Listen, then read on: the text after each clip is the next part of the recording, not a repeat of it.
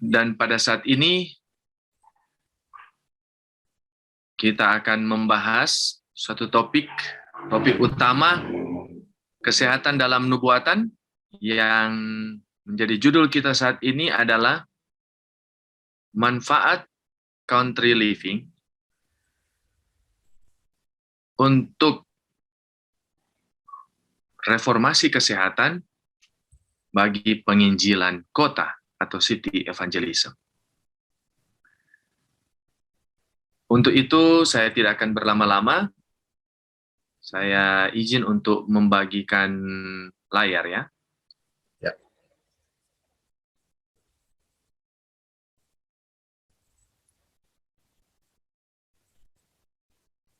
Bagaimana? Sudah bisa terlihat? Ya. Ya.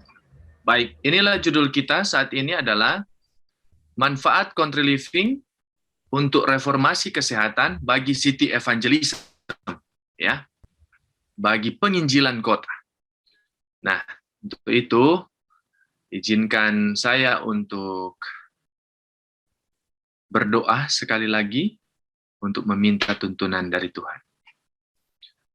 Bapa yang baik, terima kasih. Biarlah Roh Kudus tercurah di atas tengah-tengah kami semua, baik hamba-Mu, bersama-sama dengan seluruh peserta yang ada di tempat ini. Biarlah tuntunan Tuhanlah yang menjadi bagian kami bisa mengerti dan mempraktekkan dalam kehidupan kami. Mohon ampun dosa kami yang begitu banyak. Di dalam nama Yesus kami berdoa. Amin. Ya, saya masuk. Ini pembahasan kita. Pembahasan kita dibagi atas 8 sesi. Ada yang singkat-singkat, ada yang panjang. Yang pertama, pendahuluan. Kemudian yang kedua, manfaat country living bagi reformasi kesehatan. Yang ketiga, reformasi kesehatan dan misionaris kesehatan. Yang keempat, misionaris kesehatan palsu. Yang kelima, pemahaman Alkitab tentang kota. Yang keenam, peran misionaris kesehatan untuk city evangelism atau penginjilan kota. Dan yang ketujuh, peran misionaris kesehatan untuk penginjilan kota setelah Undang-Undang Hari Minggu. Yang kedelapan adalah penutup. Materi ini terlalu banyak, tapi saya press, ya. Saya press, dan semoga ini bisa kita paparkan semua dan bisa menjadi bagian kita bisa mengerti. Saya akan mencoba menjelaskan secara perlahan-lahan. Baik, untuk itu kita masuk di dalam pendahuluan. Nah, pendahuluan yang saya mau sampaikan, saya suka untuk memberitahukan kepada kamu bahwa segera tidak ada pekerjaan untuk dilaksanakan dalam bidang kependetaan, kecuali pekerjaan misi kesehatan. Tercatat dalam pena inspirasi, buku Peristiwa Akhir Zaman, apa di balik ini? Ya, apa di balik ini sehingga kutipan inilah yang mendorong untuk supaya saya mau memberitakan pekabaran misi kesehatan.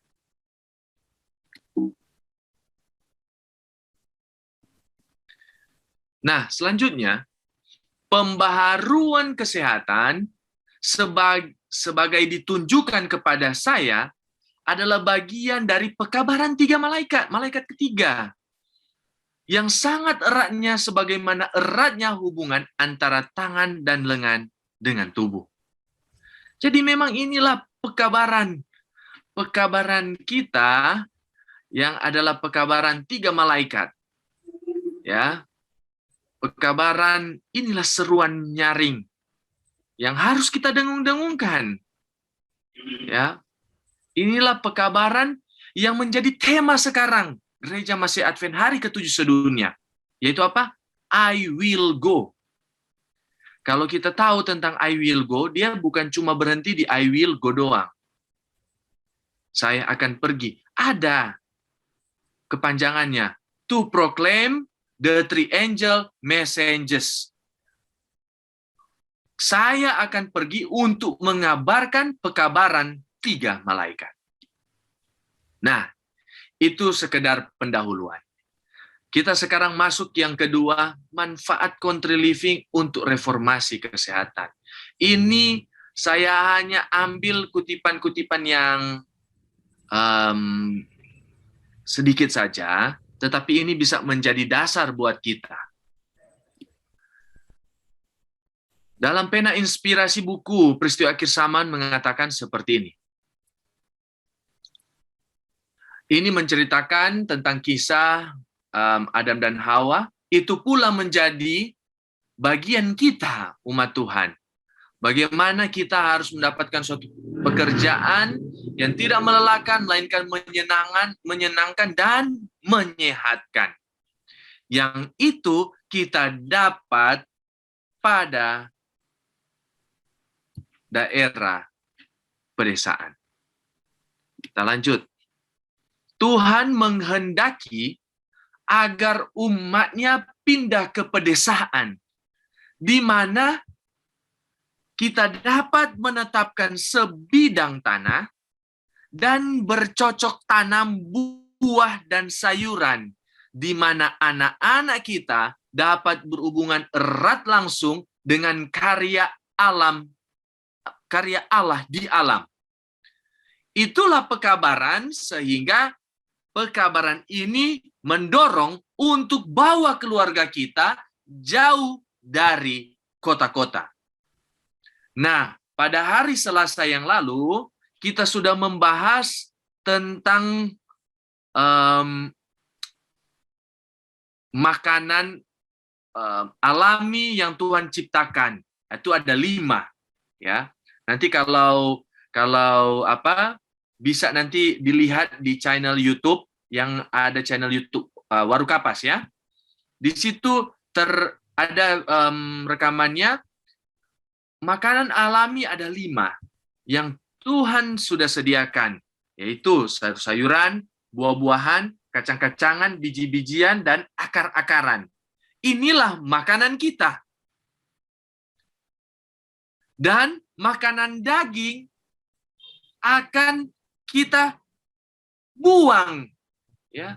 Umat-umat yang menantikan kedatangan Tuhan pada akhirnya akan membuang makanan daging, dan makanan daging tidak ada dalam menu makan kita. Dan kembali ke makanan ini, ya. Nah, inilah makanan yang alami yang Tuhan ciptakan, yang kita bisa dapat di daerah pedesaan, country living. Sangat jarang mau ada di kota, kecuali di kota dia punya tanah yang sangat luas, kemudian ada kebun di dalam. Tapi sangat jarang. Nah, selain mendapat keuntungan makanan jasmani yang sehat, dari segi psikis dan pikiran daripada anak-anak akan terbentuk suatu kesehatan mental yang baik. Itulah sebabnya pekabaran ini mengajak untuk ke bagian pedesaan. Nah, ini kutipan kita fokus di yang tengah.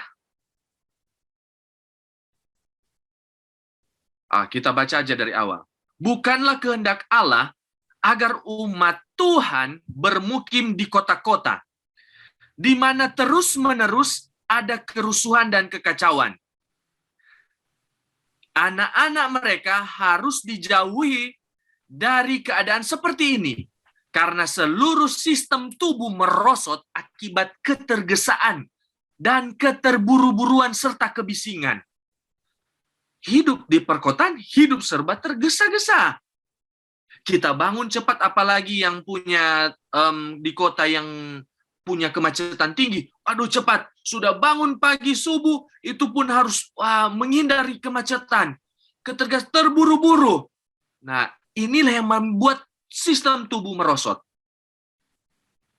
Bagi banyak orang, hidup di kota yang tidak sempat menjejakkan kaki di atas rerumputan, yang dari tahun ke tahun hanya memandangi gedung-gedung kotor dan gang-gang yang sempit, dinding-dinding beton jalan beraspal, serta langit yang penuh debu dan asap. Nah, ini yang saya bold. Kalau saja orang-orang ini diajak, ini bisa diajak ke wilayah perkebunan yang dikelilingi oleh ladang-ladang menghijau, hutan, dan perbukitan, dan anak-anak sungai, udara segar pedesaan akan terasa bagaikan di surga. Wah, luar biasa, saudara. Ini dalam kutipan Ministry of Healing 191-192. Luar biasa. Berarti gambaran daripada country living adalah gambaran bagaikan di surga. Selanjutnya, lingkungan fisik di kota-kota sering membahayakan kesehatan. Artinya sebaliknya, kalau kita move keluar dari kota, pergi ke daerah pedesaan, itu akan sangat baik untuk kesehatan kita. Di mana kita bisa terhindar dari kecenderungan yang terus-menerus berhubungan dengan penyakit, meratanya udara kotor, air yang tercemar, makanan yang tidak bersih, tempat tinggal yang padat, gelap, dan tidak sehat adalah sebagian dari bahaya-bahaya yang harus kita hadapi. Bukanlah maksud Allah. Ingat baik-baik. Nanti sebentar, saya akan bahas secara singkat tentang pengertian maksud kota. Bukanlah maksud Allah agar manusia berbondong-bondong ke kota-kota, hidup berdesakan di teras dan rumah-rumah petak. Bukan maksud Allah. Nanti, kenapa bukan maksud Allah? Ada alasannya. Nah, sekarang kita masuk aja langsung ke reformasi kesehatan dan misionaris kesehatan. Kita masuk dalam fase. Nah, misionaris kesehatan atau misionaris medis pada zaman Yesus dilakukan melalui mujizat. Benar ya? Pada saat itu, jikalau ada yang lumpuh, Yesus sampaikan, berjalan, maka berjalan. Yang buta, Yesus sampai menilik, melihat. Perdarahan, berhenti perdarahannya. Pertanyaannya, mengapa saat ini mujizat kesembuhan seperti tidak ada lagi atau jarang?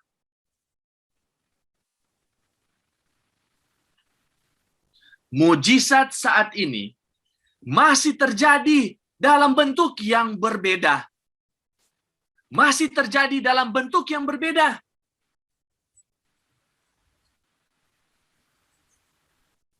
Mujizat yang terbesar adalah perubahan tabiat atau kebiasaan. Yang dulunya seorang pemarah, sekarang menjadi sabar. Ada efek kesehatannya. Orang pemarah. Saya tanya pasien-pasien stroke. Sebelumnya kenapa begini? Oh, ini mama saya marah sama papa. Ada baku marah dulu. Ya, pemarah menjadi sabar. Dulunya sombong menjadi rendah hati. Dulunya pendusta, sekarang jujur. Dulunya perokok, sekarang tidak merokok. Dulunya pemakan berlebihan, sekarang menjadi pemakan sesuai kebutuhan dan pemakan sesuai dengan makanan yang Tuhan inginkan. Ini adalah mujizat. Saya kasih contoh. Mohon maaf jika ada yang mengalami penyakit ini, tapi ini contoh penyakit yang ada. Seorang yang mengalami stroke karena kebiasaan makan yang salah. Kemudian saat ini, Pendeta Glenn Rumala katakan, "Hai saudara, Saya mau berdoa kepada Tuhan untuk mendapatkan mujizat supaya sembuh. Apakah Tuhan tidak bisa buat itu? Dan sembuh. Bisa, saudara. Tetapi kemungkinan besar akan kembali dengan kebiasaan makan yang salah. Karena apa? Sudah menjadi tabiat. Itulah sebabnya Tuhan memberikan inspirasi kepada Nyonya White cara lain untuk merubah kebiasaan yang salah melalui praktis reformasi kesehatan. Pengalaman hidup Nyonya White, lahir, masa muda sakit-sakitan, selama kurang lebih 30 tahun mengalami kerusuhan, seringkali mengalami pingsan, 5 kali mendapat syok dan hampir lumpuh. Tahun 1863, Nyonya White mendapat inspirasi pertama tentang reformasi kesehatan. Allah menghadapkan satu rencana umum bagi saya, dan setiap orang harus mengambil pendirian mengenai reformasi kesehatan. Dan setelah menerimanya, penyakit dan penderitaan akan banyak berkurang. Inilah reformasi kesehatan itu. Yang kita kenal dengan New Star. Nutrisi yang sehat. Exercise, gerak badan. Water, air yang sehat.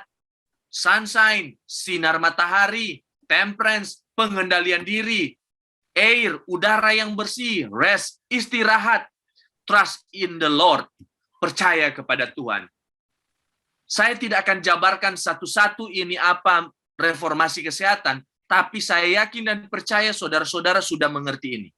Tapi yang belum mengerti, silakan baca buku The Ministry of Healing, Medical Missionary, apalagi Food Counsel and Diet, petunjuk diet dan makanan Anda, itu ada.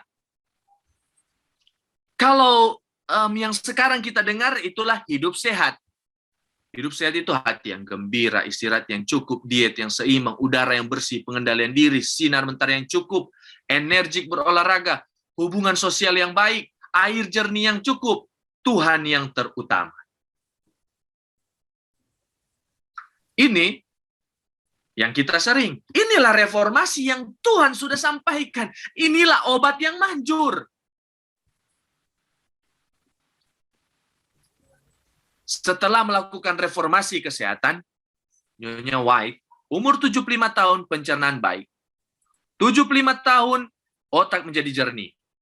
Dan pada umur 75 tahun, Nyonya White lebih banyak menulis buku-buku. Dia meninggal umur 86 tahun. Jadi saudara, kurang lebih cuma 11 tahun dia menulis banyak-banyak buku. Di saat dia sudah mereformasi kesehatan. Dan dia membuat buku-buku ini di masa umur tua. Jadi tidak ada alasan bagi kita jikalau kita tidak bisa mereformasi kesehatan. Reformasi kesehatan telah membuat Nyonya White sembuh dan mendapatkan tubuh yang sehat. Beliau juga inginkan kita mengalami hal yang sama. Dalam Pelayan Injil halaman 205, setiap gereja, setiap keluarga perlu diberi petunjuk tentang reformasi kesehatan supaya dapat memelihara kesehatan. Memang sudah disampaikan bahwa setiap gereja, bukan cuma gereja, lebih khusus lagi setiap keluarga perlu diberi petunjuk tentang reformasi kesehatan supaya dapat memelihara kesehatan. Dalam buku yang sama juga mengatakan, Nyonya White mengatakan, saya merasa sakit hati apabila melihat begitu banyak yang berada di atas tempat tidur karena sakit. Begitu banyak yang belum waktunya menutup sejarah mereka di bumi. Wah, luar biasa. Begitu sakit hatinya Nyonya White melihat banyak orang belum saatnya di atas tempat tidur karena sakit. Belum waktunya. Begitu banyak yang belum waktunya menutup sejarah dunia. Karena apa? Sakit. Kalau ada sakit, tenang, ada obat. Kalau enggak, ada dokter. Kalau enggak, pergi rumah sakit. Kalau enggak, mohon doa-doa tua-tua jemaat. Dan sebagainya. Itu ada dalam rekaman sebelumnya. Jadi kalau mau mendengar lebih lengkap, karena tidak mungkin saya juga kasih di sini, karena akan mengulang-ulang lagi ya.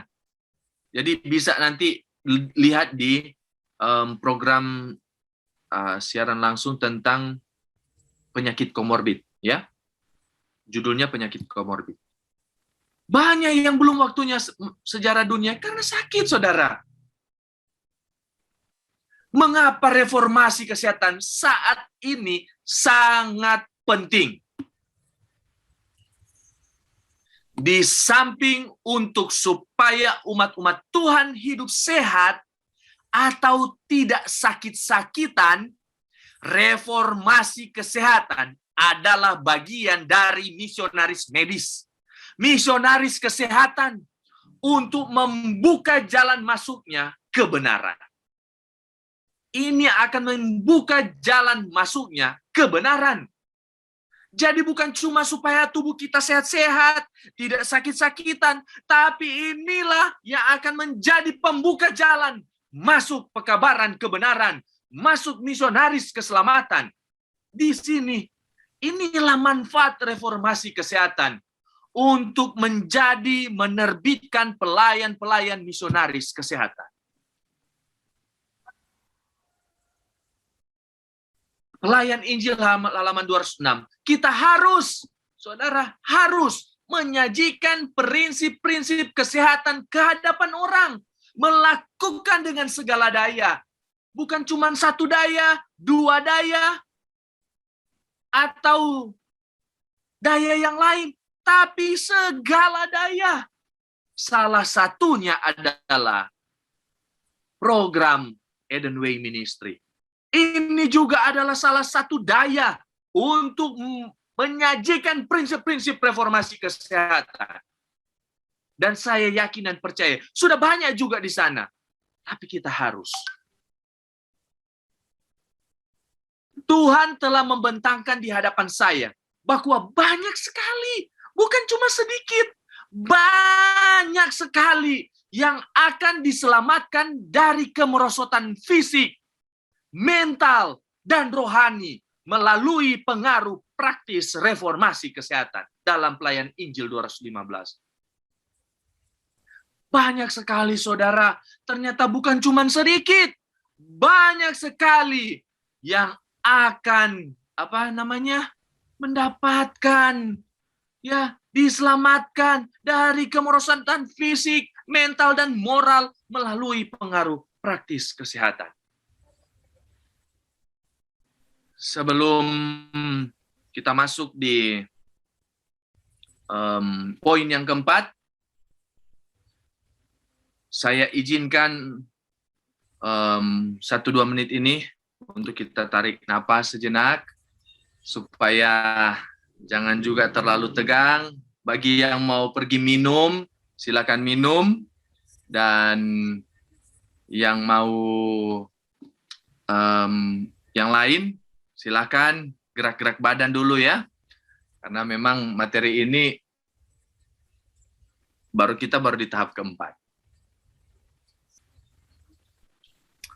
Oke, baik. Saya yakin sudah selesai. Mari kita lanjut. Jangan pikir, saudara, ada misionaris kesehatan ini, pekabaran kesehatan ini hanya dari Tuhan saja.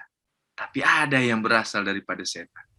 Dan inilah yang akan menjadi pintu sebelum UUHM itu diterbitkan. Sebelum Sandelo itu akan diterbitkan. Inilah usaha setan, saudara. Jadi ini Mari kita simak.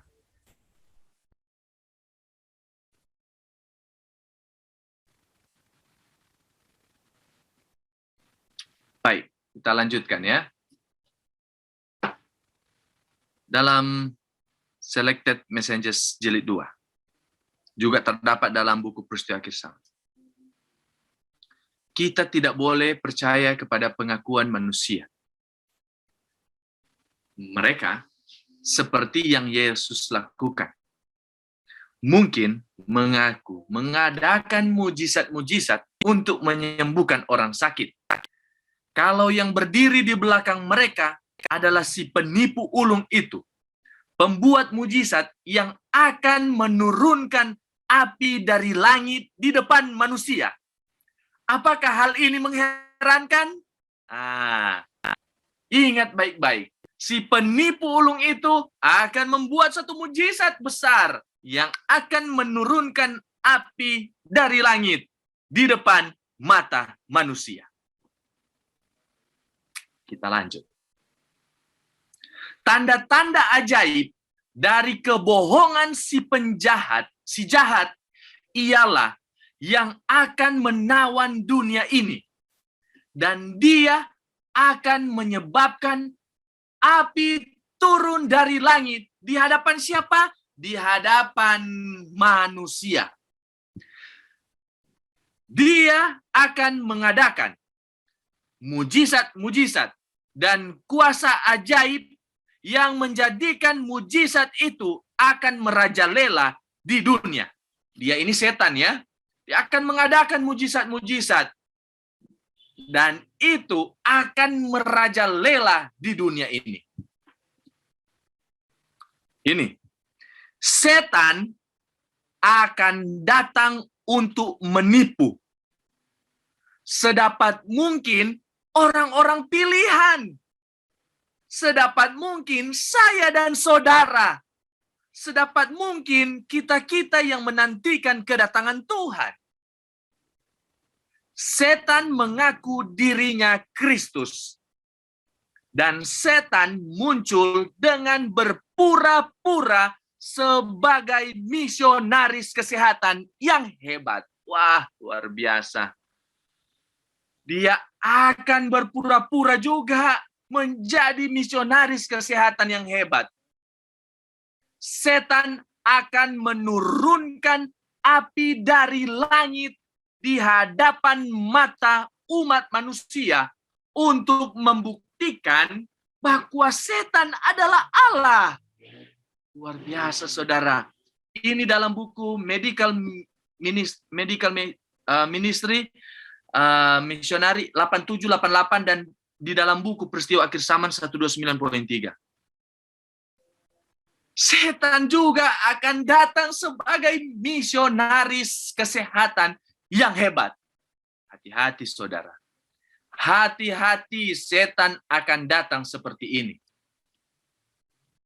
Disebutkan dalam firman itu bahwa musuh ini akan bekerja melalui kaki tangannya yang sudah meninggalkan iman mereka.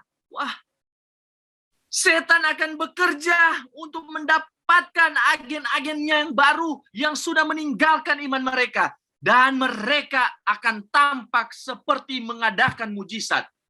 Bahkan menurunkan api dari langit di hadapan mata manusia. Wah, luar biasa, saudara. Hati-hati. Hati-hati. Ia mengadakan tanda-tanda yang dahsyat. Bahkan setan menurunkan api dari langit ke bumi di depan mata semua orang.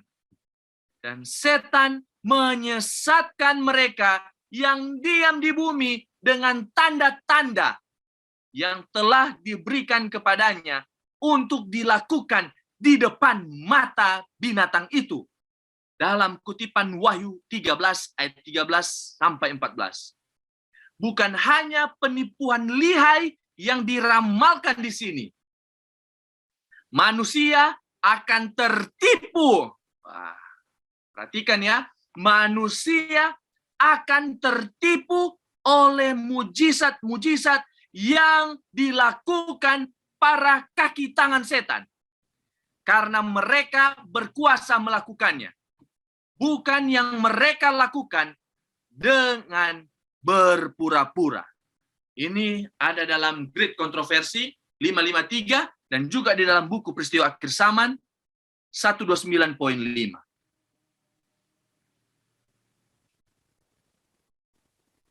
Nah, sesuai dengan kutipan yang tadi dalam buku Roh Nubuat, ini didasarkan pada Wahyu 13 ayat 13 dan 14. Nah, mari kita lanjut ke dalam Alkitab.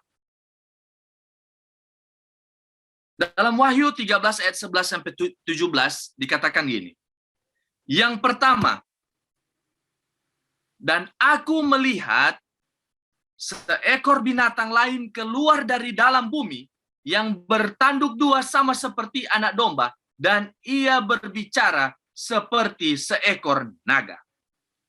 Ini kalau kita buka dalam buku Great Kontroversi, buku Kemenangan Akhir, kita sudah tidak tanya lagi ya. Itu ada dasar, ini bukunya ya. Kalau buku sekarang ini, ya, buku Kemenangan Akhir. Kalau yang dulu, ini bukunya. Ini ya, buku yang lama, Kemenangan Akhir. Ini yang buku lama ya. Ini yang buku baru, tapi isinya sama. Isinya sama, cuman edisi lama dan edisi baru. Kita sudah tahu di dalam buku ini, binatang itu adalah Amerika, binatang yang keluar ya dari dalam bumi. Kemudian Amerika, jadi kemudian dan seluruh kuasa binatang yang pertama itu dijalankan di depan matanya. Jadi ia menyebabkan seluruh bumi dan semua penghuninya menyembah binatang pertama yang luka parahnya telah sembuh. Jadi Amerika akan menjalankan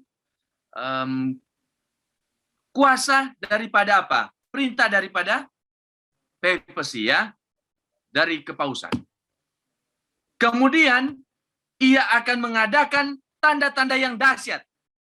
Bahkan ia menurunkan api dari langit ke bumi di depan mata semua orang. Ini saya kutip tadi ya, saya pindahkan tadi, bahwa setan akan datang untuk menipu sedapat mungkin orang-orang pilihan itu. Dia mengaku dirinya Kristus, dan dia muncul dengan berpura-pura sebagai misionaris kesehatan yang hebat. Dan setan akan menurunkan api-api dari langit di hadapan mata umat manusia untuk membuktikan bahwa setan adalah Allah. Jadi, sesuai dengan nubuatan, bahwa mereka akan menggunakan misionaris kesehatan yang hebat ini. Mereka akan berpura-pura menurunkan api dari langit. Kalau kita baca di dalam 2 Raja-Raja pasal 1, dia itu berbicara tentang Raja Asia, pesuruhnya, kemudian ada perwira juga, dan ada Nabi Elia.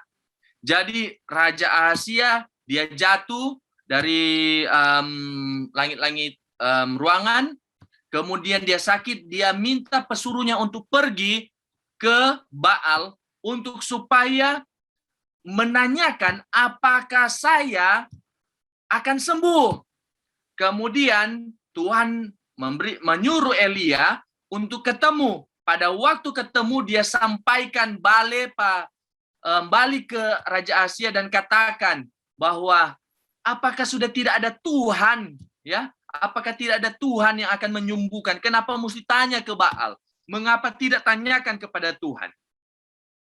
Singkat cerita, Nabi Elia katakan, kalau begitu Tuhan akan apa? Memusnahkan, ya, memusnahkan mereka dengan tanda-tanda yang ajaib, ya. Itu yang sudah disampaikan. Jadi pada akhirnya setan akan menggunakan misionaris kesehatan yang palsu. Apa itu bedanya? Pokoknya apa saja kesehatan, penyembuhan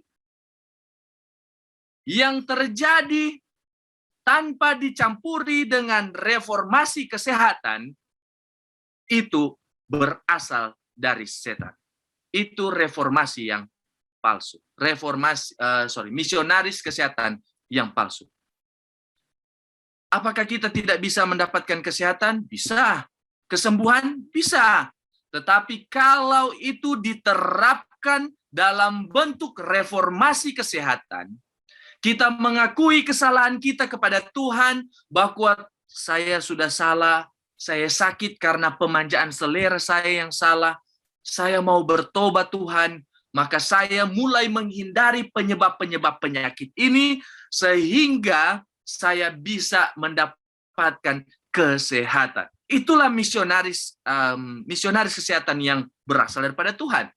Tetapi kalau itu kita minta mendapatkan kesehatan, terus tiba-tiba bim salah bim, langsung sembuh, bisa dipastikan itu berasal bukan daripada Allah, tetapi daripada setan. Biarlah para pekerja misionaris kesehatan kita menerima teori yang Tuhan tidak berikan kepada orang lain. Biarlah kita semua di sini mendapatkan teori yang Tuhan tidak berikan kepada orang lain. Bahkan Tuhan tidak akan memaafkan manusia yang mengajarkan teori yang Kristus tidak ajarkan. Teori apa? Yaitu reformasi kesehatan. Reformasi kesehatan, kalau kita buka di dalam buku ini, Petunjuk Diet dan Makanan Anda, Counsel and Diet, buku Ministry of Healing, Medical Missionary, yang tadi New Star, udara bersih, sinar matahari, bersih dari minuman keras, istirahat, gerak badan, makanan yang sesuai, pemakaian air, percaya kepada kuasa ilahi. Inilah obat-obat yang sejati. Apa saja yang merusak kesehatan bukan hanya mengurangi kebugaran tubuh, tetapi cenderung melemahkan kemampuan pikiran dan moral. Pemanjaan akan sesuatu kebiasaan yang tidak menyehatkan membuat lebih sukar bagi seseorang untuk membedakan antara yang benar dan dari yang salah. Dengan demikian, lebih sulit menolak kejahatan. Jadi saudara-saudara, inilah peran reformasi kesehatan bagi kita. Reformasi kesehatan yang Tuhan sudah sampaikan, itu akan menjadi bagian kita, jikalau kita mau terapkan. Jikalau kita mau berharap kesembuhan secara instan, tanpa adanya reformasi kesehatan, itu dipastikan berasal dari setan. Kita sementara menurunkan api dari langit. Dan dalam nubuatan, bahwa ia yang menyesatkan mereka yang diam di bumi dengan tanda-tanda. Tanda-tanda itu apa? Tanda-tanda misionaris kesehatan yang palsu. Dan dilakukan di depan mata binatang itu. Dan ia menyuruh semua mereka yang diam di bumi supaya mendirikan patung untuk menghormati binatang yang luka oleh pedang, namun yang tetap hidup itu. Amerika akan membuat patung hidup, yaitu gereja yang mengikuti cara dunia, bukan cara yang Alkitab telah ajarkan. Bukan cara seperti dalam perintah 10 hukum Allah. Ayat 15, dan kepadanya diberikan kuasa untuk memberikan nyawa kepada patung itu, sehingga patung itu berbicara. Yang dimaksud dengan berbicara, yaitu lewat hukum. Di mana ada gereja yang bisa membuat orang bersalah, maksudnya lewat tempuh jalur hukum yang bisa dipenjarakan, tidak ada. Tetapi saatnya nanti akan ada kuasa di mana patung itu akan berbicara lewat misionaris kesehatan yang palsu. Lewat misionaris kesehatan yang palsu. Yang akan menyebabkan semua yang tidak ikut misionaris kesehatan palsu akan dibunuh. Dan ia menyebabkan sehingga kepada semua orang, kecil atau besar, kaya atau miskin, merdeka atau hamba, diberi tanda pada tangan kanannya atau pada dahinya. Jadi saudara-saudara, kita tidak usah bahas mengenai yang ini, kita tidak bisa hentikan ya. Karena memang ini akan terjadi. Tapi kita kembali di ayatnya yang di sini, bahwa dia akan mengadakan tanda-tanda yang dahsyat, yaitu menurunkan api yang jahat. Di sini kita bisa tahu bahwa di sini ada kelihatan misionaris kesehatan yang hebat, tetapi ini sementara setan berpura-pura untuk membuktikan bahwa setan adalah Allah. Dia akan menurunkan misionaris misionaris kesehatan palsu yang tidak berlandaskan pada reformasi kesehatan. Oke. Untuk itu kita masuk kepada bagian yang kelima tentang pemahaman Alkitab mengenai kota.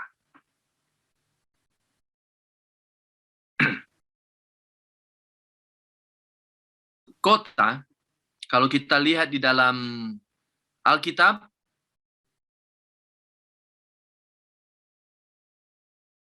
pertama, bagaimana orang yang pertama mendirikan kota, yaitu Kain. Dia mendirikan kota yang namanya Henok. Ya. Kota Henok ini, jadi Henok bukan cuma ada satu ya, ada nama Henok, ada kota Henok. Kalau Kejadian 4 ayat 1 sampai 16, kisah tentang Kain dan Habel, setelah persembahannya tidak diterima Tuhan, kemudian Kain marah dan membunuh adiknya Habel. Pada ayat 16, lalu Kain pergi dari hadapan Tuhan. Arti dari pergi dari hadapan Tuhan bahasa Inggrisnya adalah murtad, mundur dari iman.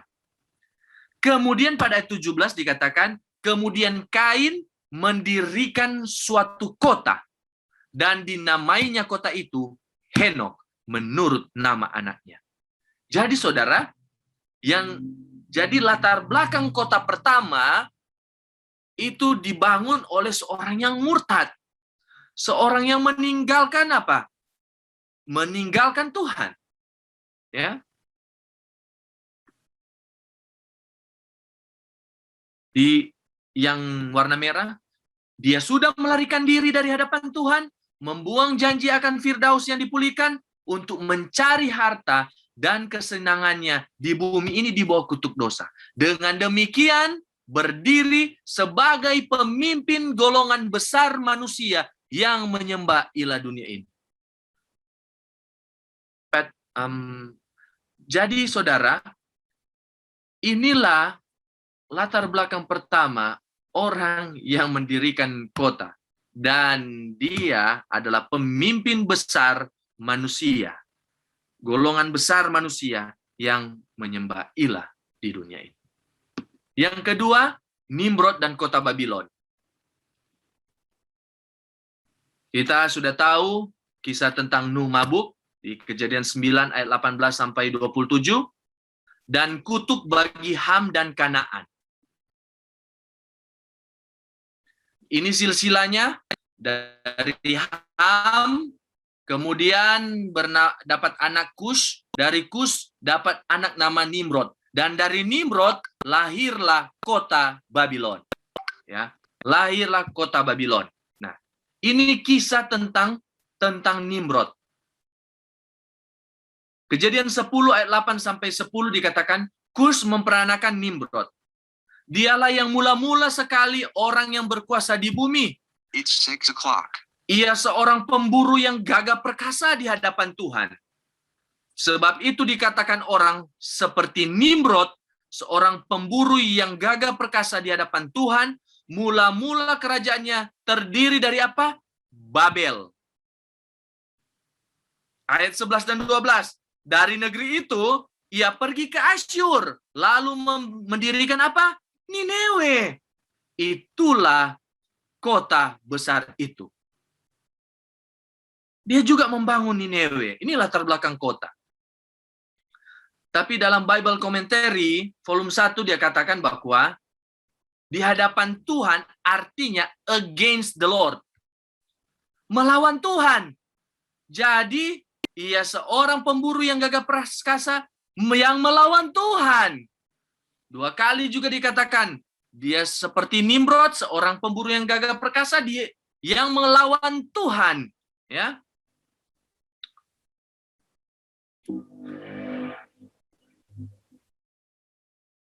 Kemudian kita lanjut, kita tahu bersama bahwa perintah Tuhan, beranak cuculah dan bertambah banyaklah serta penuhilah bumi. Artinya menyebar. Menyebar. Tetapi dalam cerita Babel, menara Babel kita sudah tahu. Marilah kita dirikan bagi kita sebuah kota. Ya. Sebuah kota dengan sebuah menara yang puncaknya sampai ke langit. Dan marilah kita cari nama, supaya kita jangan terserak ke seluruh bumi. Perintah Tuhan, penuhilah bumi, tersebar. Tapi, perintah di kota Babel adalah apa? Dirikan menara, kemudian berkumpul, supaya tidak terserak ke bumi. Nah, jadi, ini perbedaannya. Yang lain bilang berserak, ini kumpul ke bumi. Kita sudah tahu peristiwa tentang Lot, keluarganya di Sodom dan Gomora.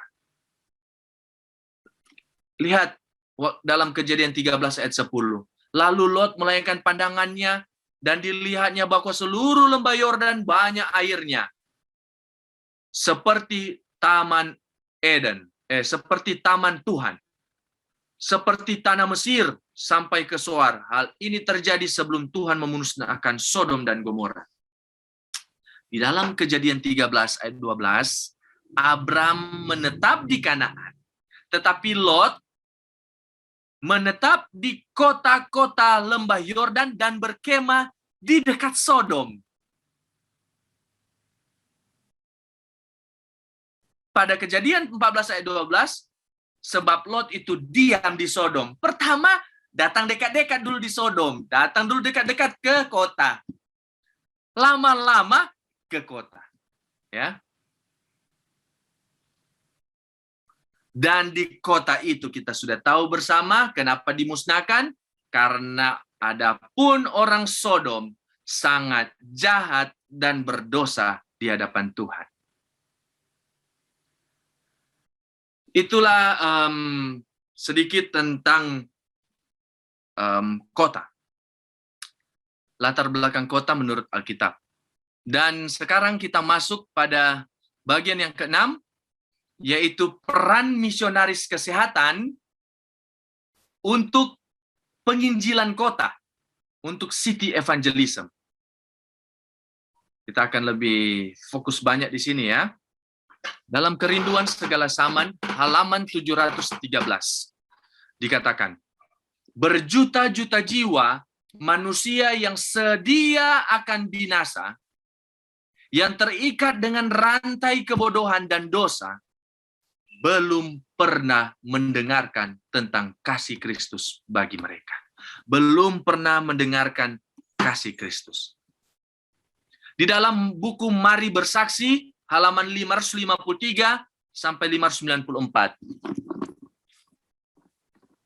Ini bukunya. Ini buku Mari Bersaksi. Tidak ada yang dapat membuka pintu-pintu kebenaran seperti pekerjaan misionaris kesehatan. Tidak ada yang dapat membuka pekerjaan seperti pekerjaan misionaris kesehatan. Pekerjaan ini akan membuka jalan masuk ke dalam hati, pikiran, dan akan menjadi satu alat untuk menobatkan banyak jiwa ke dalam kebenaran. Inilah peran misionaris kesehatan. Karena tidak ada yang dapat membuka pintu-pintu kebenaran selain pekerjaan misionaris kesehatan. Dia akan buka, setelah itu baru masuklah pekerjaan misionaris keselamatan. Di sini harus adanya keterlibatan semua anggota dalam penginjilan.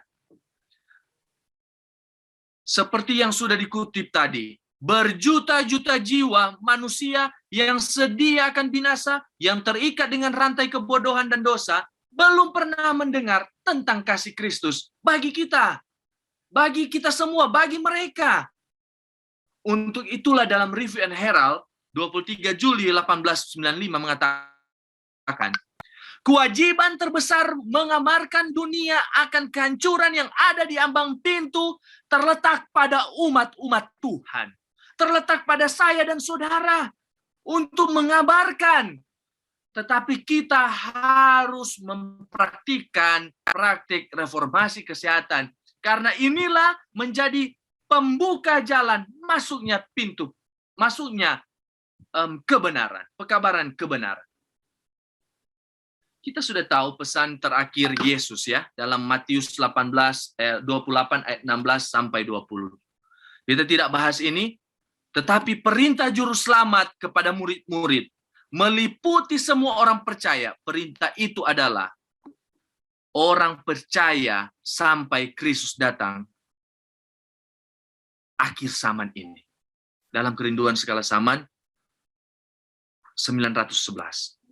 Dalam Testimoni jilid 6 halaman 11 mengatakan, Tuhan telah merancangkan agar penyebaran pekabaran ini akan menjadi pekerjaan yang paling tertinggi dan paling terbesar di dunia pada saat ini.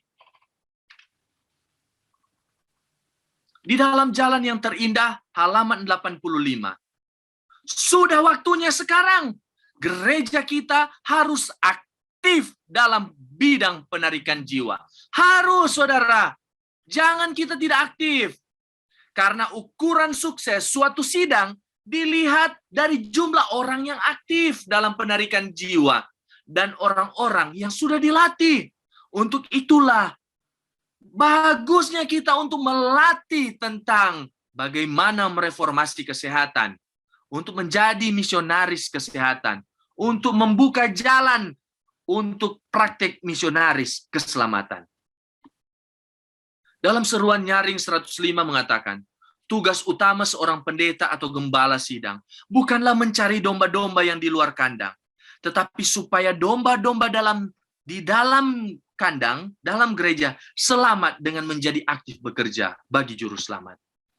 Jadi memang tugas seorang pelayan, gembala, adalah kasih aktif ini, anggota-anggota jemaat, kasih aktif, baik dalam praktisi kesehatan, dan dalam praktisi, jadi dalam bidang misionaris kesehatan, kemudian misionaris keselamatan.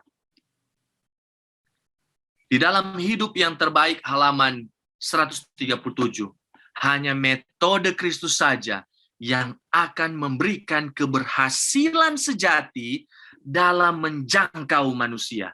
Ingat, hanya metode Kristus. Ini pola Yesus. Pola Yesus selama dia hidup ada 3 hal. Pertama, mengajar, teaching. Dia berkhotbah, preaching. Kemudian dia menyembuhkan dan memulihkan.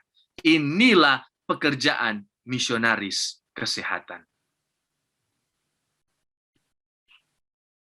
Apa sih sebenarnya misionaris kesehatan? Dari tadi kita sudah bicarakan. Intinya, misionaris kesehatan atau misionaris medis adalah melepaskan setiap orang dari penderitaan fisik, psikis, kemiskinan, korban tidak bertarak, dan sakit rohani. Inilah misionaris medis yang sesungguhnya, yang berdasarkan jadi melepaskan setiap orang dari penderitaan fisik lewat reformasi kesehatan, psikis lewat reformasi kesehatan, kemiskinan lewat reformasi kesehatan, korban tidak bertarak, dan seterusnya. Ini ada 6 kelompok manusia dalam buku Ministry of Healing. Yang pertama, miskin tidak berdaya. Yang kedua, miskin berdaya. Yang ketiga, sakit fisik. Yang keempat, sakit psikis.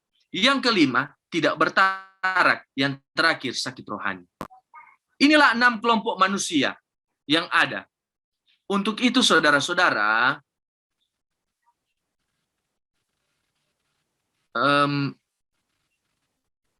kalau kita, jadi kalau misionaris medis tidak harus dokter, tidak harus perawat, siapa yang juga bisa dalam hal ini melepaskan belenggu-belenggu ini? Contoh, orang tidak pandai berkhotbah, berbicara, dan sebagainya. Tapi dia bisa melepaskan orang dari sakit psikis.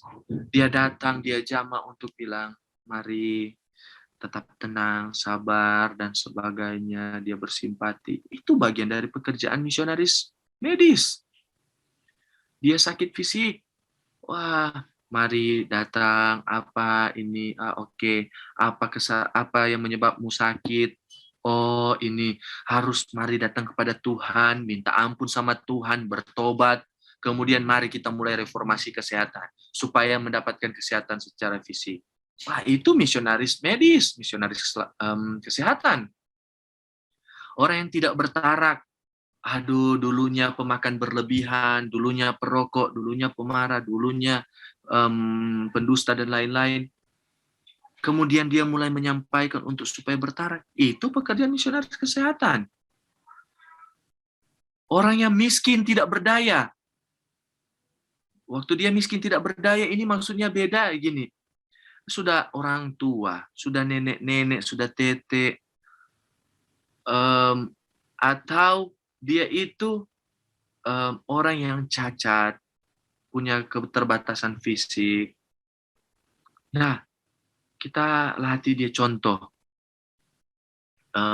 Di jemaat, kita bikin program.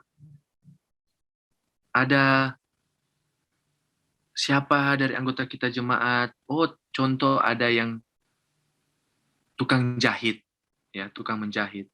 Panggillah orang ini yang punya keterbatasan.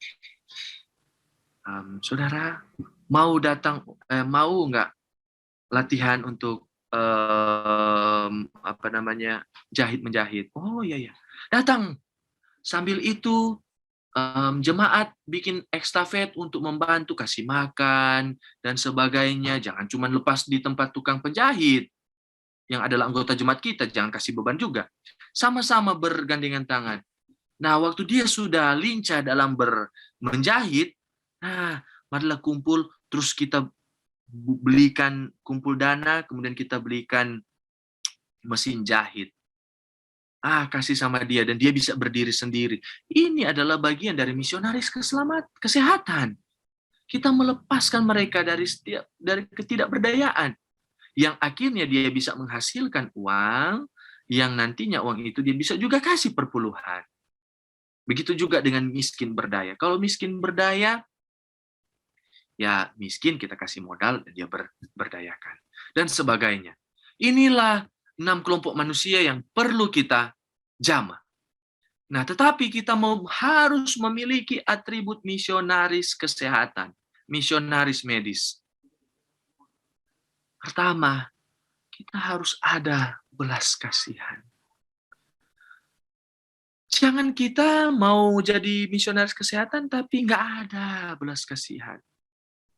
Kemudian harus memiliki kepedulian, harus memiliki kebaikan, dan yang terakhir rela berkorban. Belas kasihan, kepedulian, kebaikan, ini semua tidak mengeluarkan uang. Tapi kalau masuk di rela berkorban, sudah disitulah mulai kita ada berkorban ya, intinya ada berkorban. Sekali lagi saya sampaikan, itulah sebabnya dalam buku Mari Bersaksi mengatakan, tidak ada yang dapat membuka pintu-pintu kebenaran seperti pekerjaan misionaris kesehatan. Pekerjaan ini akan membuka jalan masuk ke dalam hati dan pikiran dan akan menjadi satu alat untuk menobatkan banyak jiwa ke dalam kebenaran. Saya melihat bahwa pekerjaan misionaris medis akan menjadi baji pembuka jalan yang besar dengan mana jiwa yang sakit boleh dijangkau. Lakukanlah pekerjaan misionaris kesehatan ini. Dengan demikian, kita semua akan memperoleh jalan masuk ke dalam hati orang-orang untuk pemberitaan kebenaran. Misionaris kesehatan ini bukanlah pokok, tetapi baji pembuka. Dia cuma baji pembuka, saudara. Kayak kita gergaji, kayu ini baji pembuka. Kita dulu, Pak, tahan, kita buka. Nah, baru selesai itu, baru kita gergaji. Jadi memang dia cuma baji pembuka. Kalau nggak ada baji pembuka, bisa liar, bisa salah kita punya mau potong. Kalau kita potong, bisa salah. Tapi kalau ada baji pembuka, ini bisa terpotong dengan baik. Sesuai target. Dia hanya baji pembuka. Misionaris medis, misionaris kesehatan adalah baji pembuka. Tetapi yang pokok adalah pemberitaan misionaris keselamatan. Yang paling utama, keselamatan. Keselamatan itu yang kita dengung-dengungkan oleh hamba-hamba Tuhan. Nah, ini sekilas saja ya. Yesus dalam Matius 4, dia berpuasa, kemudian di bawah dia berbelas kasihan, menyembuhkan banyak orang, buruk keadaannya, berbagai penyakit, sengsara, kerasukan, sakit ayan, dan lumpuh. Ya, Matius 5 itu sampai 7, Yesus berkhotbah, dia khotbah. Tetapi di Matius 8, Yesus berbelas kasihan menyembuhkan seorang yang sakit kusta. Dia juga berbelas kasihan menyembuhkan hamba seorang perwira. Dia juga berbelas kasihan menyembuhkan ibu mertua Petrus yang demam dan orang yang kerasukan setan dan berbagai penyakit. Yesus juga peduli mengusir setan. Matius 9 juga Yesus berbelas kasihan menyembuhkan. Yesus peduli membangkitkan anak kepala. Yesus berbelas kasihan menyembuhkan wanita 12 tahun perdarahan. Yesus berbelas kasihan menyembuhkan orang buta. Berbelas kasihan menyembuhkan seorang yang sakit bisu. Yesus sementara memberikan contoh menjadi misionaris kesehatan yang sejati. Karena sebagian besar kehidupannya adalah berbelas kasihan, peduli, berbuat baik, dan rela berkorban. Inilah pekerjaan Yesus. Yang paling besar dia buat misionaris kesehatan. Menyembuhkan, memulihkan, menyembuhkan, memulihkan. Sekali-sekali dia berkhotbah, dia berdoa, berkhotbah dan mengajar. Cuma sekali-sekali. Inilah rela berkorban itu. Ada orang yang dia tidak ada uang, dia tidak ada materi, tapi dia bisa luangkan waktu. Gunakan mereka. Jangan hina mereka. Karena mereka sementara rela berkorban waktu untuk menyampaikan pekabaran firman Tuhan, untuk mau meluangkan waktu. Oh, kita mau bantu orang sana. Oh, ayo mari. Ayo mari sama-sama dengan saya. Ya, dia mau mengorbankan waktu. Ada yang juga mengorbankan tenaga. Oh, saya mau ini. Biar saya punya diri, saya mau ini. Dia mengorbankan tenaganya. Ada mengorbankan materi. Yaitu apa? Mengorbankan uang. Oh, saya sponsor ya, ini dan sebagainya. Inilah pekerjaan misionaris medis. Inilah atribut misionaris medis. Dan yang terakhir, ada yang rela berkorban secara pikiran, ide, gagasan. Ini penting, saudara. Dia bilang, oh, oke, kita buat kegiatan begini ya. Dia dari begini ke gini, ayo kita bikin ini. Itulah, ini bagian daripada misionaris medis, misionaris kesehatan. Tidak lantas baptisan 3.000 jiwa dari rasul-rasul adalah akibat pekerjaan kebaikan Yesus selama berapa? 3,5 tahun melakukan pelayanan misionaris kesehatan. Tetapi saudara-saudara, waktu Yesus lakukan itu, dia bilang pergi dan jangan berbuat dosa lagi. Selalu dia bilang jangan berbuat dosa. Jadi misionaris kesehatan, reformasi kesehatan itu juga penting untuk supaya ada pertobatan. Kalau tidak ada pertobatan, tidak ada reformasi kesehatan, berarti itu adalah misionaris kesehatan yang palsu. Nah, ini karena saya seorang dokter, saya hanya memberikan pandangan penginjilan, peran penginjilan dari segi saya sebagai seorang dokter. Itulah sebabnya saya tergerak hati untuk menyampaikan pekabaran tentang nubuatan, kesehatan dalam nubuatan, karena saya membaca kutipan-kutipan ini. Dalam Hidup yang Terbaik, halaman 116 mengatakan, seorang dokter harus lebih unggul dari orang lain dalam hal berdoa dan belajar kitab suci. Oh, saya baca ini. Saya tidak boleh hanya berdiam diri untuk cuman sedikit saya pelajari. Saya harus berdoa, banyak berdoa, dan harus banyak belajar kitab suci. Karena memang di sini dituntut seorang dokter harus lebih unggul. Inilah yang mengajak saya untuk memberitakan Injil.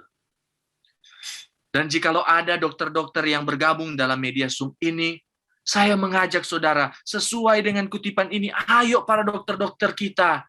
Kita harus lebih unggul dari orang lain. Kita harus lebih unggul dalam hal berdoa dan belajar kitab suci. Dalam buku yang sama halaman 97 mengatakan tidak ada persekutuan yang lebih erat dengan Kristus diperlukan daripada pekerjaan seorang dokter. Wah, orang sudah lebih erat, saya dituntut harus lebih erat dengan Kristus karena saya memiliki tugas pekerjaan sebagai seorang dokter. Tugas seorang dokter sukar dan berat. Untuk melaksanakan dengan sangat berhasil, dia harus memiliki kesehatan yang prima. Seorang yang lemah dan sakit-sakitan tidak dapat melakukan tugas seorang dokter. Seorang yang kurang sempurna pengendalian dirinya tidak memenuhi syarat untuk menangani segala jenis penyakit. Jadi kalau saya sebagai seorang dokter tidak mampu menahan pengendalian diri kita, saya sebenarnya tidak mempunyai syarat untuk menangani segala jenis penyakit. Kenapa? Karena saya pasti akan terapkan ketidakpengendalian diri saya terhadap pasien saya, terhadap orang, terhadap siapa saja yang saya akan sampaikan. Dalam buku yang sama juga mengatakan, dokter haruslah orang yang benar-benar bertarak. Ia mengetahui bahwa banyak dari penderitaan yang coba ia ringankan adalah hasil dari tidak bertarak dan bentuk kesenangan diri lain. Para dokter di lembaga kita, di lembaga umat Tuhan kita, harus dikuasai prinsip-prinsip hidup reformasi kesehatan. Kalau kita tidak hidupkan prinsip reformasi kesehatan, kita sementara menurunkan api dari langit, kita sementara membangkitkan misionaris kesehatan yang palsu, yang berasal daripada setan. Oh, harus berhati-hati saudara-saudara. Inilah saya dan teman-teman dokter yang mendengarkan pekabaran ini. Teman-teman dokter yang ada di lembaga kita harus dikuasai oleh prinsip-prinsip hidup reformasi kesehatan. Lebih dalam lagi dalam medical ministry 40.1. Dokter kita memerlukan pemahaman yang lebih dalam tentang pekerjaan penginjilan. Aduh, jadi sangat disayangkan kalau ada yang mengatakan, seorang dokter mengatakan, saya kan kesehatan saja. Itu kan kalau penginjilan tugasnya seorang pendeta, tua-tua jemaat, gereja, dan sebagainya. Oh, salah saudara. Dari buku ini menyatakan, dokter kita memerlukan pemahaman yang lebih dalam tentang pekerjaan penginjilan yang Allah harapkan kita para dokter lakukan. Biarlah kita ingat, bila kita tidak bekerja untuk menyembuhkan jiwa sebagaimana menyembuhkan tubuh, mereka tidak mengikuti contoh misionaris medis agung, yaitu Yesus Kristus. Oh, kalau kita tidak punya pemahaman tentang penginjilan, maka kita ini adalah golongan-golongan dokter yang bukanlah mengikuti contoh daripada misionaris agung kita, yaitu Yesus Kristus. Oh, sangat disayangkan, saudara.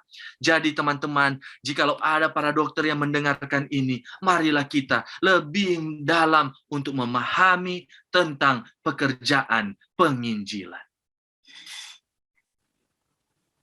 Dalam Hidup yang Terbaik halaman 95, dokter yang ingin menjadi mitra kerja Kristus yang layak akan berusaha menjadi terampil dalam setiap aspek pekerjaannya. Setiap. Dia akan belajar dengan rajin, senantiasa berusaha mencapai standar yang lebih tinggi, berusaha menambah pengetahuannya, keterampilan yang lebih tinggi, dan pandangan yang lebih tajam. Harus lebih tinggi standar kita, tetapi standar yang Tuhan inginkan. Bukan standar dunia ya, saudara-saudara, para dokter dan kita semua. Berapa banyak pekerjaan penginjilan yang telah dilakukan oleh para pemuda, anak-anak remaja, dan orang tua saat ini, khususnya yang berada di kota. Ya, khususnya pekerjaan pekebaran Injil di kota-kota. Sudah berapa banyak pekerjaan pekebaran ini? Di dalam manuskrip 53 mengatakan, pada saat ini tidak ada 1/1000 bagian, 1/1000 yang dilaksanakan di kota-kota yang harus dikerjakan.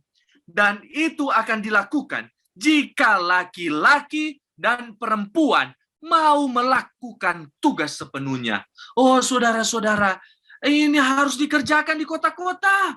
Kita yang tinggal-tinggal, saudara, yang ada di country living, dimanapun, kita harus kerjakan ini. Inilah pekerjaan yang harus dilakukan di kota-kota. Karena itu dalam Matius 9 ayat 37 mengatakan, maka katanya kepada murid-muridnya, memang tuaian banyak, tetapi pekerja sedikit. Mari saudara-saudara libatkan dalam pekerjaan Tuhan. Siapa saja kita semua di sini, ya, mungkin bisa saja kita semua di sini dan mengatakan, oh saya tidak bisa, oh saya tidak mampu, oh saya takut, oh saya malu, oh saya tidak layak, saya tidak punya waktu. Tetapi pertanyaannya, berapa penting sebenarnya pekerjaan penginjilan ini? Di dalam 1 Korintus 9 ayat 16b mengatakan, celakalah aku jika aku tidak memberitakan Injil. Oh, celaka saudara, celaka saya dan saudara, jikalau tidak memberitakan Injil, saudara. Di dalam Filipi 1 ayat 22 juga mengatakan, tetapi jika aku harus hidup di dunia ini, itu berarti bagiku bekerja memberi buah. Oh, saudara, kalau memang kita hidup saat ini, maka kita harus bekerja memberi buah. Dikatakan apa? Hidup bagiku Kristus dan mati adalah keuntungan. Jadi, saudara, kita kalau mau hidup harus bekerja memberi buah. Kalau di sini memberi buah, saya memiliki makna ganda. Yang pertama, kalau kita hidup memberitakan Injil, kita harus bekerja memberi buah. Buah apa, saudara? Ada buah 9 buah roh. Nah, itu kita harus terapkan buah roh. Tetapi jiwa-jiwa, saudara. Kita harus bekerja memberi jiwa-jiwa. Karena buah ranting kalau sudah kering tidak ada gunanya lagi. Apa selain apa? Ditebang dan dipotong. Saudara-saudara, mari kita bekerja menghasilkan buah. Dalam Review and Herald 1890 mengatakan, apa yang kita butuhkan adalah baptisan Roh Kudus. Tanpa baptisan Roh Kudus, kita tidak akan layak pergi ke seluruh dunia. Lebih daripada murid-murid sesudah penyaliban Tuhan kita. Saudara, Kita harus minta tuntunan Roh Kudus. Kita harus berdoa sama Tuhan. Kita harus memiliki minyak yang lebih. Roh Kudus itu dilambangkan dengan minyak, saudara. Itulah sebabnya umat-umat yang menantikan kedatangan Tuhan, umat Advent, pengertian Advent adalah menantikan kedatangan Tuhan yang kedua kali. Kita umat-umat Advent haruslah mendapat Roh Kudus, kecurahan Roh Kudus. Jangan kita tahu bersama kisah tentang 10 gadis yang menantikan mempelai datang. Dikatakan ada 5 gadis yang bodoh dan 5 gadis yang bijaksana. Dua-dua ini sementara menantikan kedatangan Tuhan. Ingat baik-baik, dua-dua golongan ini adalah Advent, menantikan kedatangan Tuhan. Tetapi yang bijaksana dan bodoh ini ada perbedaannya. Tetapi perbedaannya tidak signifikan. Dua-dua menantikan kedatangan Tuhan. Dua-dua mempunyai apa? Terangnya. Dua-dua tidak munafik. Dua-dua ini tahu tentang kebenaran. Tetapi yang membedakannya, 5 gadis yang bodoh tidak memiliki minyak. Tidak memiliki apa? Roh Kudus. Inilah yang kita butuhkan. Adalah kecurahan Roh Kudus. Supaya kita layak. Kisah 1 ayat 8 mengatakan, kamu akan menerima kuasa kalau Roh Kudus turun ke atas kamu. Oh, saudara-saudara, marilah kita meminta Roh Kudus. Apakah saya dipenuhi Roh Kudus atau tidak, saudara? Di dalam Lukas 11 ayat 13b, Ia akan memberikan Roh Kudus kepada siapa? Kepada kita yang meminta kepadanya. Jadi kita harus minta, berdoa terus, Tuhan curahkanlah Roh Kudus-Mu di tengah-tengah kami, supaya apa yang kami lakukan sesuai dengan kehendak Tuhan. Di dalam testimoni jilid 9, halaman 109 mengatakan, sekarang ini, di perkotaan, di mana banyak sekali penarikan dan kesenangan, orang tidak dapat tertarik oleh usaha-usaha yang biasa saja, saudara. Para pelayan Tuhan akan mendapati pentingnya melakukan upaya-upaya yang istimewa agar dapat menarik perhatian orang banyak. Di dalam Jalan yang Terindah, halaman 85 mengatakan, sudah waktunya sekarang gereja kita harus aktif dalam bidang penarikan jiwa. Anggota kita harus bangkit untuk tugas ini melalui kelompok kerja, ceramah-ceramah, anggota bekerja, dan apa? Dan care group, ya. Dan kita masuk dalam pekerjaan misionaris kesehatan. Itulah sebabnya, saudara. Baptisan 3.000 jiwa dari rasul-rasul adalah akibat pekerjaan Yesus selama 3,5 tahun pelayanan misionaris kesehatan. Bukan main-main, saudara. Bukan cuman 1 minggu, bukan cuman 1 bulan, kemudian kita bikin, terus kemudian kita berharap harus dapat baptisan lebih. Jangan, saudara. Jangan, saudara, kita seperti itu. Kita harus jauh-jauh hari seperti contoh daripada misionaris medis agung kita, Yesus Kristus. Pekerjaan selama 3,5 tahun. Dia memang sudah pupuk baik-baik selama 3,5 tahun. Pekerjaan misionaris kesehatan, saudara. Dia berbuat baik, dia bikin pelayanan dan sebagainya, saudara. Dia rangkul orang, dia mulai bikin kepada orang yang tidak bertarak dan sebagainya. Itulah sebabnya terjadi baptisan 3.000 jiwa. Dalam buku Pelayanan Injil halaman 205, bila mana kita memiliki sikap yang benar terhadap masalah reformasi kesehatan, ingat baik-baik, banyak yang akan dicapai. Banyak yang akan dicapai lewat praktisi reformasi kesehatan. Baik, saudara, kita masuk sedikit sekarang di bagian yang ke-6, tentang peran misionaris kesehatan untuk city evangelism, penginjilan kota, tetapi khususnya setelah undang-undang hari Minggu. Ya, ini agak kecil, tapi semoga saudara-saudara bisa membacanya ya. Yang ada, saya akan coba menjawab ini dalam buku Peristiwa Akhir Zaman. Dikatakan, saya akan coba menjawab pertanyaanmu tentang apa yang harus kamu lakukan seandainya undang-undang hari Minggu dipaksakan. Terang yang diberikan Tuhan kepada saya pada waktu kami sedang menghadapi suatu krisis, sebagaimana yang kamu hadapi ialah bahwa bila mana orang banyak digerakkan oleh satu kekuatan dari bawah untuk memaksakan pemeliharaan hari Minggu, umat Masehi Advent hari ke-7 harus menunjukkan kebijaksanaan dengan berhenti dari pekerjaan yang lazim pada hari itu, lalu memanfaatkannya untuk usaha misionaris. Nah, misionaris. Misionaris ini ada misionaris kesehatan, kemudian misionaris keselamatan. Menentang undang-undang hari Minggu hanya akan memperhebat penganiayaan para pengikut fanatik yang berusaha untuk memaksakannya. Jangan beri mereka peluang untuk menyebut kita ini sebagai pelanggar-pelanggar hukum.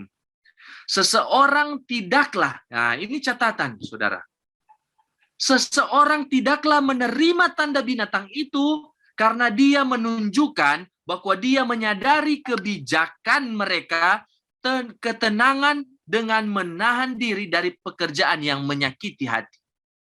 Hari Minggu dapat digunakan untuk melanjutkan berbagai bidang pekerjaan yang membawa hasil yang banyak bagi Tuhan. Pada hari ini, acara-acara di alam terbuka dan perkemahan dapat diselenggarakan. Pekerjaan perlawatan dari rumah ke rumah juga dapat dilakukan. Mereka yang bisa menulis dapat memanfaatkan hari itu untuk membuat artikel-artikel. Apabila memungkinkan, hendaknya acara-acara rohani diadakan pada hari Minggu. Ini kalau memungkinkan. Buatlah acara-acara itu sangat menarik, nyanyikanlah kidung-kidung kebangunan rohani, dan khotbahkanlah dengan kuasa dan kepastian akan juru selamat. Kemudian, ajaklah para pelajar, ini dengar, mengadakan acara-acara pertemuan di berbagai tempat, dan lakukanlah pekerjaan misionaris kesehatan. Lihat, ajaklah para pelajar mengadakan acara-acara pertemuan di berbagai tempat, dan lakukanlah pekerjaan misionaris kesehatan. Mereka akan menjumpai orang-orang di rumah dan memperoleh kesempatan menyenangkan untuk menyampaikan kebenaran. Mengisi hari Minggu dengan cara seperti ini selalu berterima kepada Tuhan. Wah, luar biasa saudara. Ini satu tambahan wawasan kepada kita semua. Inilah fungsi peran misionaris kesehatan bagi penginjilan kota nanti setelah undang-undang hari Minggu. Dan sekarang kita pada bagian yang terakhir, bagian yang ke-8, yaitu penutup. Saudara-saudara, saya mau sampaikan. Sebagaimana umat Allah yang memelihara hukum kita harus meninggalkan kota-kota.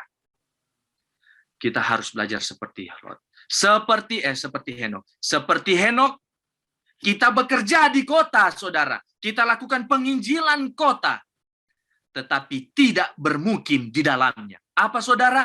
Kita bermukim di country living. Dia bekerja di kota, tapi bermukim di luar kota. Kota-kota harus digarap dari pos-pos terdepan. Kata pesuruh Allah itu, bukankah ini pertanyaan nih? Kata pesuruh Allah itu, bukankah kota-kota harus diberikan amaran? Iya, harus dia berikan amaran kota-kota. Dibilang apa? Tapi bukan dengan cara umat Allah bermukim di dalamnya. Melainkan dengan apa? Mendatanginya. Untuk mengamarkan mereka akan apa yang bakal terjadi di atas bumi ini. Oh, saudara-saudara, luar biasa ya.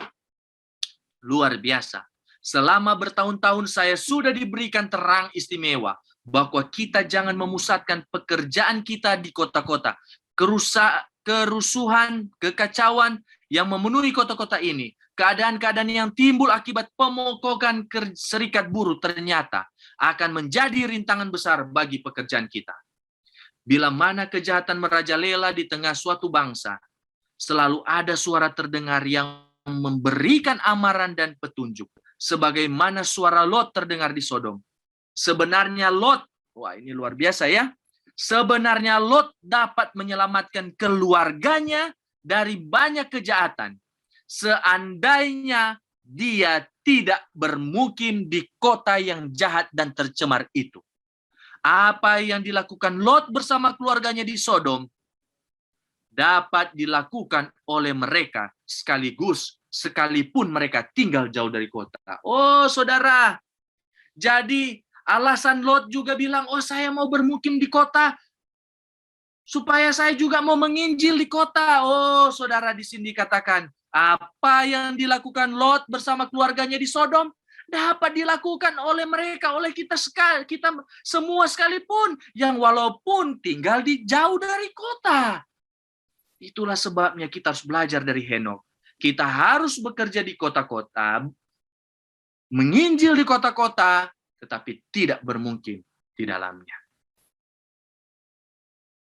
Dan di dalam buku Peristiwa Akhir Zaman, dalam Selected Message, jilid 2 mengatakan, berulang-ulang Tuhan, ini Tuhan saudara ya, kalau ini saya bilang ini, berulang-ulang Tuhan memerintahkan. Jadi ini bukan Nyonya White ini yang bukan perintah dari Nyonya White, tetapi dari Tuhan dikatakan, berulang-ulang Tuhan telah memerintahkan agar anggota-anggota kita membawa keluarga kita jauh dari kota-kota menuju kemana? Ke pedesaan, ke country living, di mana mereka dapat menyediakan perbekalan mereka sendiri. Karena di masa mendatang, masalah jual beli akan menjadi satu hal yang sangat genting. Sekarang ini kita harus memperhatikan petunjuk yang diberikan kepada kita berulang-ulang. Keluarlah dari kota-kota dan pergilah ke wilayah pedesaan di mana rumah-rumah tidak berdesak-desakan dan di mana kamu akan bebas dari gangguan musuh. Apa ini maksud desak-desakan? Ya, supaya kita terhindar dari apa? Dari penyakit dan sebagainya. Kalau kita tidak ada makanan nanti di kota, akan mendapatkan apa? Kelaparan, dan itu akan menimbulkan penyakit bagi kita. Itulah yang saya bisa sampaikan kepada kita semua perihal tentang reformasi kesehatan. Hubungan antara manfaat country living bagi reformasi kesehatan untuk penginjilan kota atau city evangelism. Kiranya Tuhan memberkati kita. Amin.